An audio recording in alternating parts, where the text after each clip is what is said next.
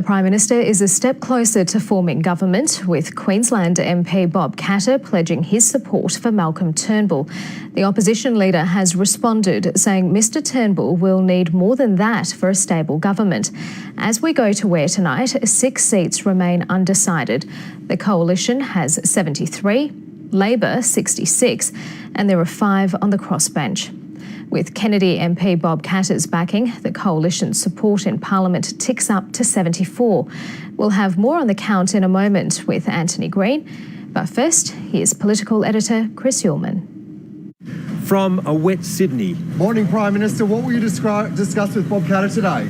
To the warmer embrace of Brisbane, where the Prime Minister's tenure rests on the fall of a handful of Queensland seats. I am confident that we'll be able to form a majority government. If he does, it will be by the slimmest of margins, so he needs some crossbench insurance.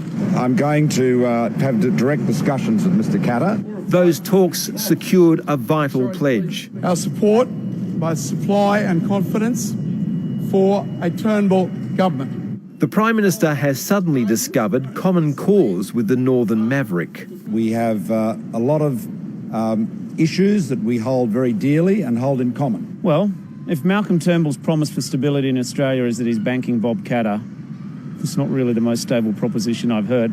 And the MP admits it's support that's grudgingly offered and tenuous. And I maintain my right to move at any point of time in another direction. One ratings agency has already moved. Today, Standard & Poor's issued a credit warning. That prospects for improvements in budgetary performance have weakened following the recent election outcome.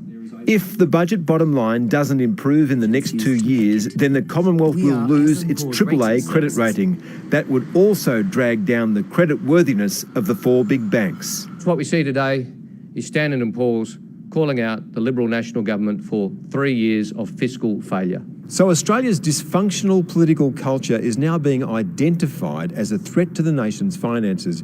Both major parties share the blame, but so do minor parties and independents that won't countenance budget cuts and demand ever higher spending.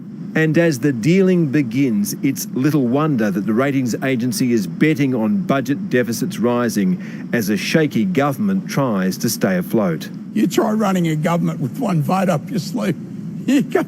Don't have your mother die because you can't go to the funeral. Don't go to the bathroom. You get in the party room and say, oh, I missed that vote because I had to go to the bathroom. I don't think that'll fly. If Mr Turnbull is dragged across the line narrowly, his problems, and unfortunately Australia's, are only just beginning. Malcolm Turnbull still hopes for an exciting future. Perhaps in some respects exciting in different ways, but nonetheless exciting. Alas, this Prime Minister has cursed himself to live in interesting times. Chris Uhlmann, ABC News, Canberra.